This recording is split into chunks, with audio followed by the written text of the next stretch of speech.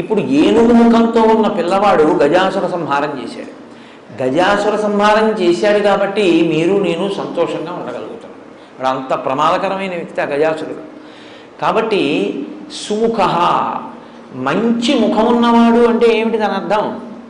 ఆయన ఆ ముఖాన్ని లోకం కోసం ఉంచుకుని గజాసుర సంహారం చేసి మిమ్మల్ని నన్ను రక్షించినటువంటి వాడు. కాబట్టి అసలు ఆ ముఖం ఉంచుకోవడమే మన కొరకు తప్ప, లేకపోతే అసలు ఆయన ముఖం అది కాని కాదు. మనందరిలాగే ఆయన నరముఖంతో చాలా అందంగా కూర్చుని ఉండేవాడు. ఆయన ఏనుగు ముఖం పెట్టుకున్నాడు అంటే మన కోసం తన తల తీయించుకుని ఏనుగు తలకాయని పెట్టుకున్నవాడు. లోకం కోసం ఇంత గొప్ప పరిశ్రమ చేసిన వాడి ముఖం కన్నా సుముఖం ఇంకేముంటుంది? కాబట్టి సుముఖ కాదు. సుముఖ అన్న మాటకు అర్థం ఏమిటంటే అందంగా ఉన్న ముఖం సుముఖం కాదు. ఏ ముఖము